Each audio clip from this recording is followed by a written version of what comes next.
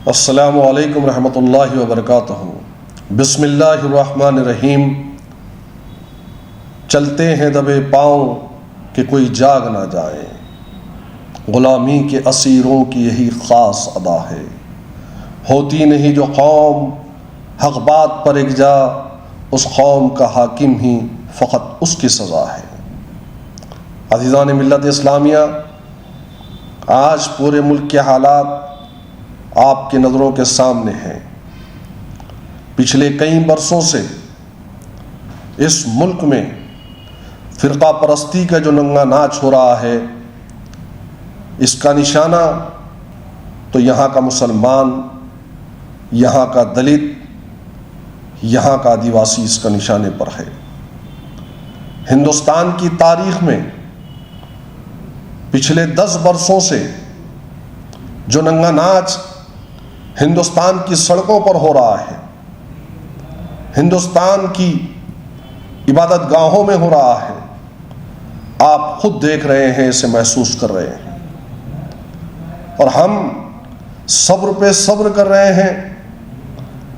आज हिंदुस्तान के हालात से हर एक वाकिफ़ है, चाहे वो किसी जमात का या किसी पार्टी का सांसद हो या विधायक हो या एमएलए हो। लेकिन ईमानदारी से बताओ हिंदुस्तान के मुसलमानों, आज अक़लियतों की, दबे कुचलों की, आज दलितों की, आज आदिवासियों की और ख़ास तौर से मुसलमानों की अगर कोई आवाज़ ऐवान पार्लियामेंट के अंदर सदन में उठाता है तो अलहाज बैरिस्टर असदुद्दीन ओवैसी साहब है। जुल्म किस पर भी हो, आज ओवैसी साहब ये नहीं देखते कि उसका ताल्लुक़ किस मज़हब से है, उसके लिए आवाज़ उठाते हैं। आवाज़ उठाना इस मुल्क में अगर जुर्म है तो ओवैसी साहब इस जुर्म को बार बार कर रहे हैं। बताइए कि हिंदुस्तान में मॉब लिंचिंग पर किसी ने आवाज़ उठाई तो असदुद्दीन ओवैसी साहब ने उठाई। इस मुल्क में दलितों पर जुल्म हुआ, अत्याचार हुआ, महिलाओं पर नंगा नाच हुआ तो कौन इस मुल्क में आवाज़ उठाया? तो बैरिस्टर असदुद्दीन ओवैसी साहब ने आवाज़ उठाए। वो आवाज़ जो पिछड़ों के लिए उठती है, वो आवाज़ जो दलितों और आदिवासियों के लिए उठती है, वो आवाज़ जो मुल्क के सबसे बड़ी अक़लियत मुसलमानों के लिए उठती है, उस आवाज़ को दबाने की कोशिश की जा रही है, उस आवाज़ को ख़त्म करने की कोशिश की जा रही है। जो एनआरसी के नाम पर काला कानून बनाया गया तो सदन में आवाज़ बेबाक तरीके से खड़े रहकर उस बिल को फाड़ा गया। वो आवाज़ जब दलितों और मुसलमानों को नंगा कर रास्तों पे गाय के नाम पर मारा गया तो सदन में खड़े रहकर बेबाक तरीके से आवाज़ उठी। वो आवाज़ जो कश्मीर से लेकर कन्याकुमारी तक मुस्लिम मसाइल पर आवाज़ उठी, वो आवाज़ जब मुस्लिम नेताओं को, ख़्वाह वो किसी पार्टी के हो लेकिन उनको गोलियों से भून दिया गया तो उनके लिए सदन में उठी।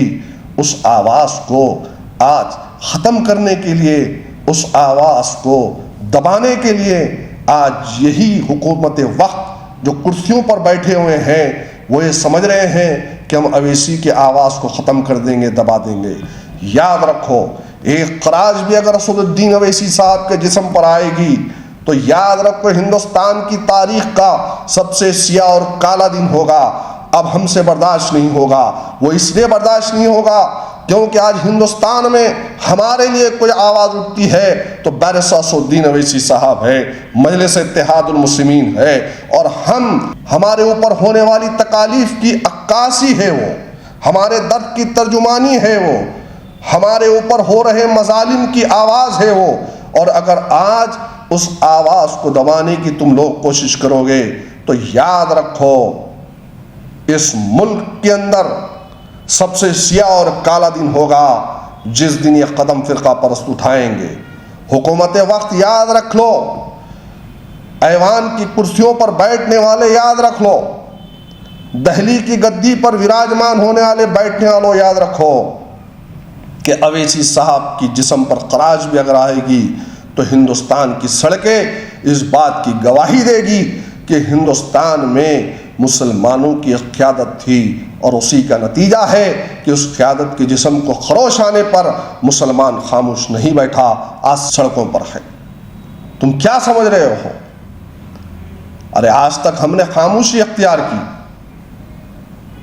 आज तक हम खामोश रहे क्योंकि हमारी क़यादत ने हमको समझाया कि सब्र करो, सब्र करो, सब्र करो। लेकिन अगर उसी क़यादत को तुम ख़त्म करने की कोशिश करोगे, धमकियां दोगे, तो हमने चूड़ियां नहीं पहनी है। याद रखो, मजलिस इत्तेहादुल मुस्लिमीन एक दायरे में चलना हमको अगर सिखाती भी है तो उस दायरे को हम तोड़ भी सकते हैं जब हमारे कायदीन के ऊपर हमला होगा।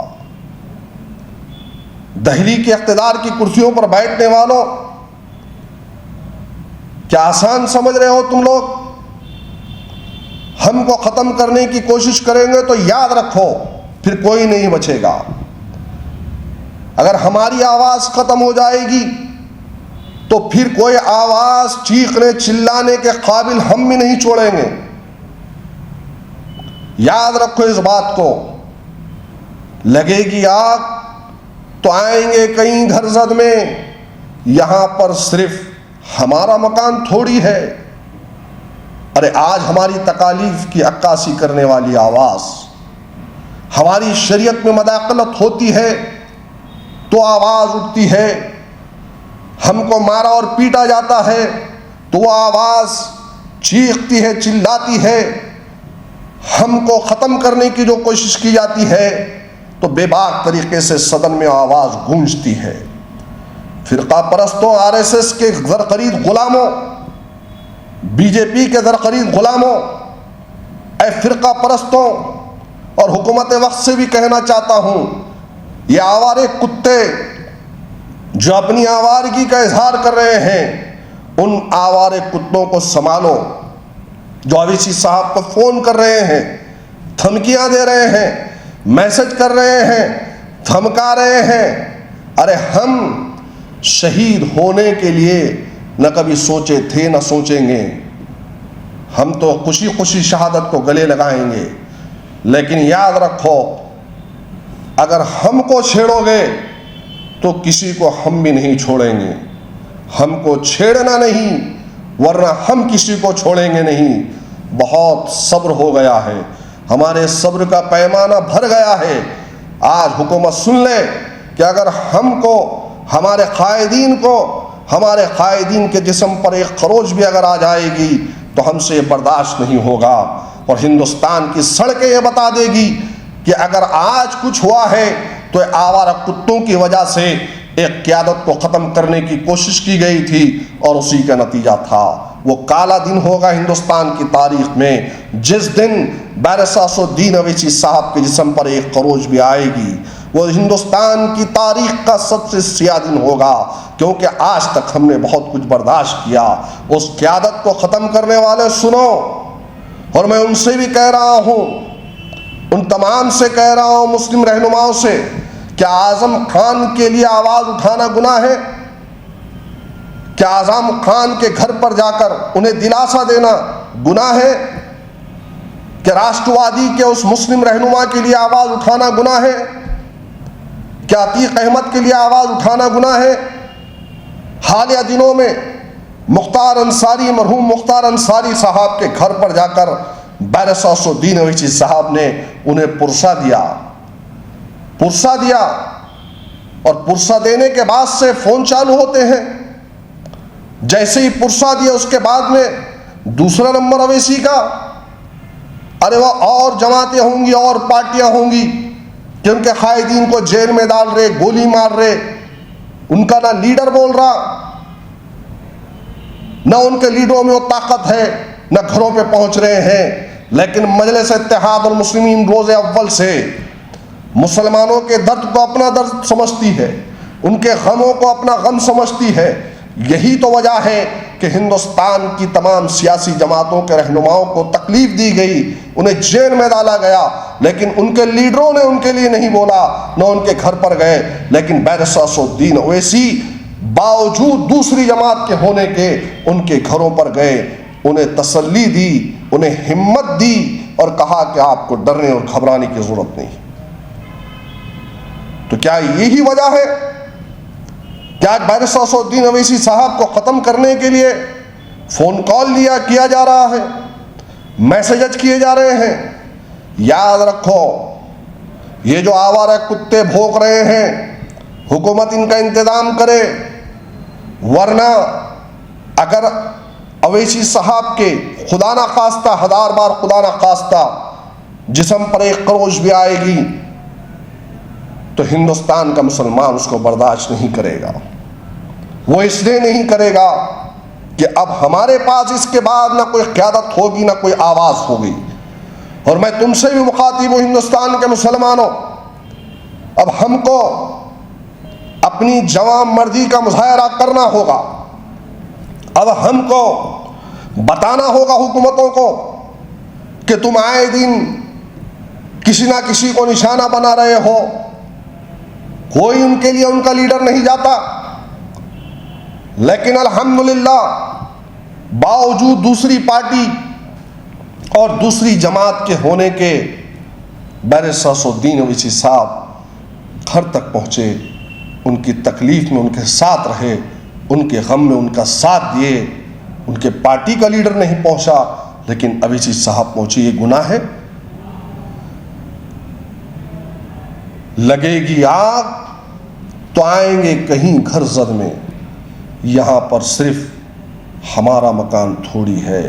सोच समझ कर इक़दाम उठाओ और फिर जवाबी कार्रवाई के लिए भी तैयार हो जाओ। हम खामोश नहीं रहेंगे। जैसा सवाल होगा वैसा ही जवाब मिलेगा। बातचीत से अगर सवाल होगा तो बातचीत से जवाब होगा, दूसरी तरीके से सवाल मिलेगा तो दूसरी तरीके से जवाब भी दिया जाएगा। हम खामोश नहीं बैठे हैं। मजलिस इत्तेहाद और मुस्लिमीन मर्दों की जमात का नाम है। हमने चूड़ियाँ नहीं पहनी हैं। हमारी क़यादत को ख़त्म करेंगे। हम मिट जाएंगे, कट जाएंगे, ख़त्म हो जाएंगे, लेकिन तुम्हें भी बाकी नहीं रखेंगे। खुदा हाफिज़। शुक्रिया।